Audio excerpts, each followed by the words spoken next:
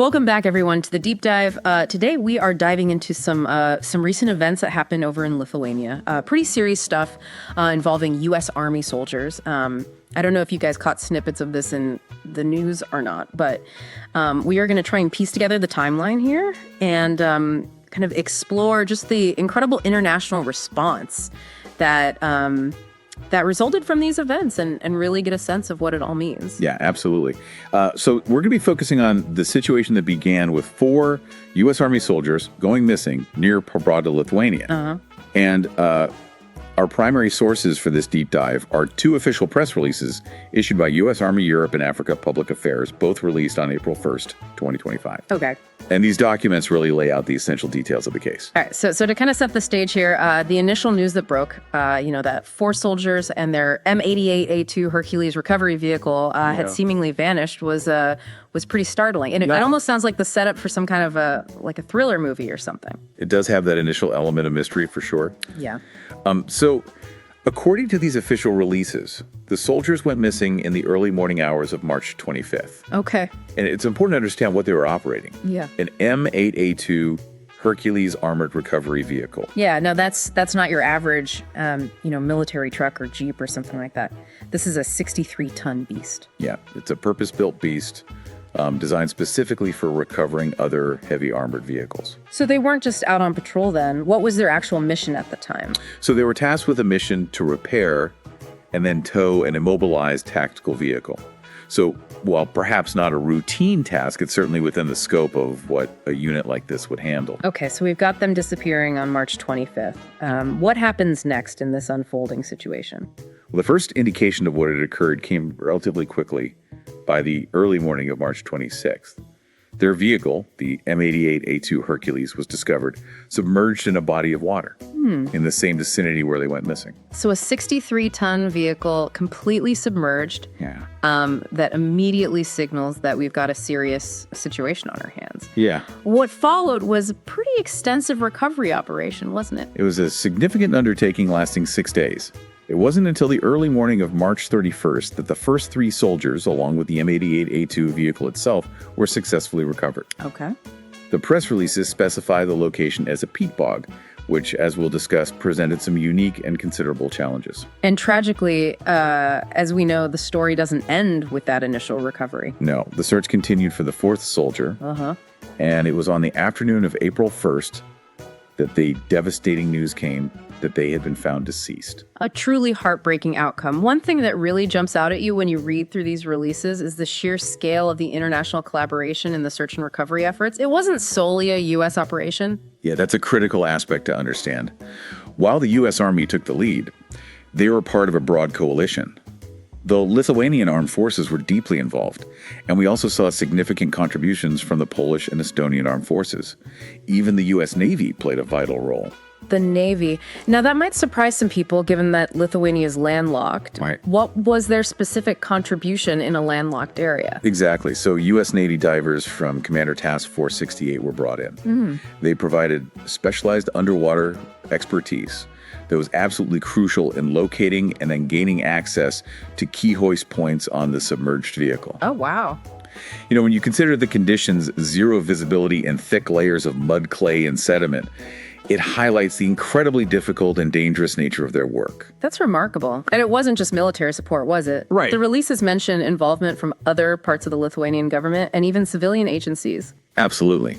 The Lithuanian armed forces committed a massive amount of resources.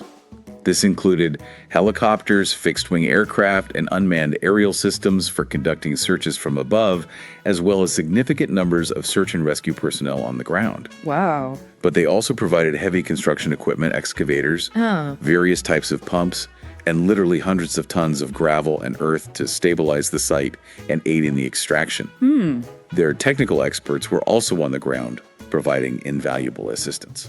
It sounds like a truly monumental logistical challenge. It was a Herculean effort. Yeah. No pun intended, given the vehicle involved. But it really underscores the depth and strength of this international alliance.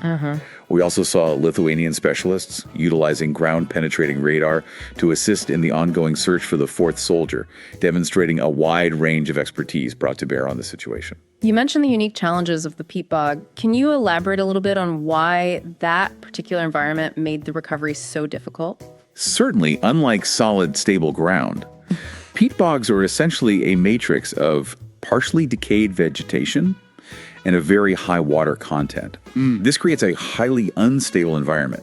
The ground can shift unpredictably under immense weight, leading to equipment sinking and instability. Imagine trying to lift something incredibly heavy out of quicksand. Oh, yeah. The sheer weight of the 63-ton M88A2 Hercules only compounded this issue, making its extraction a complex engineering problem. Additionally, as the Navy divers experienced firsthand, the thick layers of mud and sediment severely restricted visibility and made accessing the vehicle incredibly difficult. Yeah, it's easy to overlook those kinds of either physical challenges and the inherent dangers involved in these kinds of recovery operations when you're just reading a headline, you know? Absolutely. The press releases also include some really poignant quotes from various military leaders. They really convey the seriousness of the situation and the profound importance of these international partnerships. They do. Yeah. General Christopher Donahue, who commands U.S. Army, Europe and Africa, offered his deepest condolences and specifically emphasized the tremendous support received from the Lithuanian allies, as well as the contributions of the Polish and Estonian forces, and the crucial support from the U.S. Navy and the Army Corps of Engineers. He stated that this tragic event powerfully reinforces what it means to have allies and friends. That really highlights the human element within these military alliances, doesn't it? It does. It goes beyond just strategic agreements. Precisely. Major General Christopher Norrie, the commanding general of the 3rd Infantry Division, spoke about the unbearable pain and the loss of their dog-faced soldiers, which is a well-known term for members of the 3rd Infantry Division. Right. He also made it clear that their commitment was to bring every single one of their soldiers home. And even after that initial recovery of the 3 soldiers, the unwavering focus remained on finding the 4th. Major General Curtis Taylor from the 1st Armored Division expressed his relief at the conclusion of the recovery efforts, but also reiterated his deep gratitude towards the Allies, especially the Lithuanians, and that solemn promise to never leave a fallen comrade. That's a very powerful military ethos. It is a core tenet. Yeah. Lieutenant General Charles Costanza, commanding general of V Corps, echoed the sentiments of mourning for the loss and described the collaborative effort of the recovery team as a truly humbling experience. He also specifically extended his thanks to Lithuania, Poland, Estonia, the U.S. Navy, and the Army Corps of Engineers for their vital contributions. And from the 1st Armored Brigade Commander, Colonel James Armstrong, there was a clear sense of heartbreak coupled with a strong appreciation for the seamless teamwork displayed by the Lithuanian and Polish allies, as well as the various branches of the U.S. military, the Army, Navy, and Air Force. It truly sounds like a unified and cohesive effort. Absolutely. And to provide some context for you, it's important to remember why these soldiers were in Lithuania in the first place.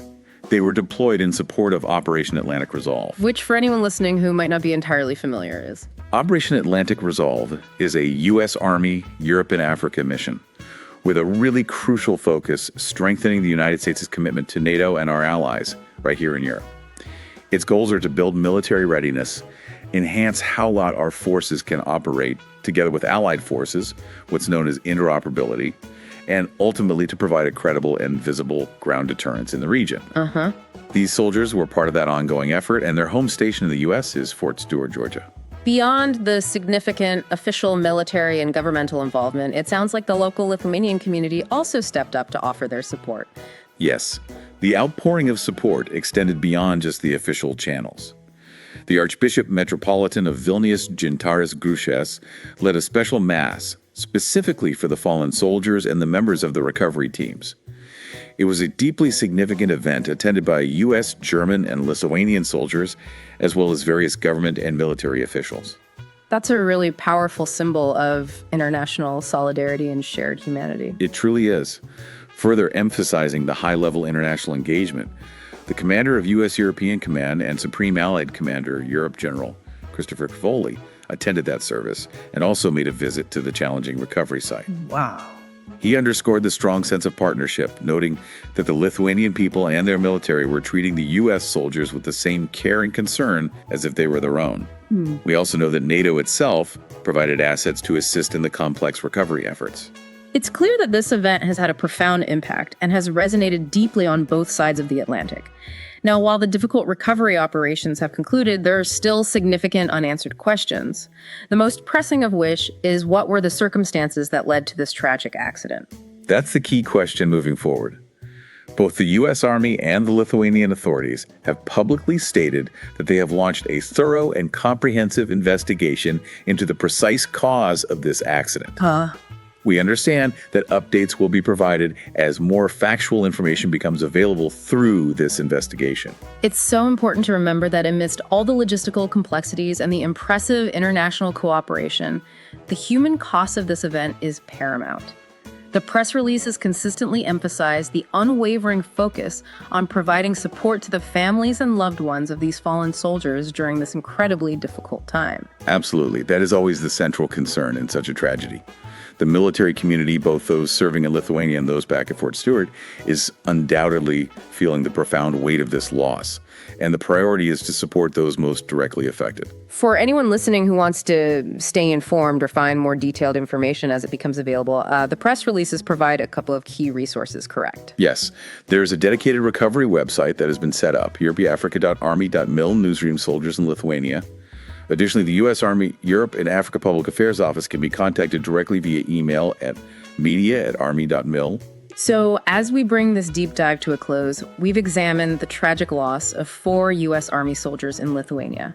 We've seen the immense and truly collaborative multinational effort that followed, involving numerous countries and agencies working together under some incredibly challenging conditions.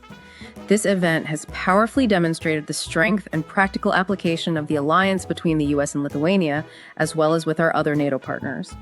And while the recovery phase is complete, that crucial investigation into the cause of the accident is now underway. Exactly. And what I think is particularly noteworthy here is the sheer scale and complexity of the response. Yeah. The deep level of cooperation we witnessed across different nations and various branches of their military and governmental structures really underscores the tangible reality of these international alliances. It's not just about agreements on paper, it's about working side by side in moments of crisis. This whole situation really makes you think deeply, doesn't it? About the inherent risks that military personnel face when serving so far from home, and the absolutely vital role that international partnerships play when tragedy strikes. And this raises, I think, a significant point for you to reflect on. Considering the multitude of complexities and potential dangers faced by military personnel deployed overseas, and the absolutely crucial role that international cooperation plays in responding to such challenging events, what does this incident tell us about the deeply interconnected nature of nations when it comes to ensuring the well-being of their service members? It serves as a sobering reminder of the sacrifices made and the enduring importance of strong alliances in navigating an often complex world. Thanks for listening to The Deep Dive.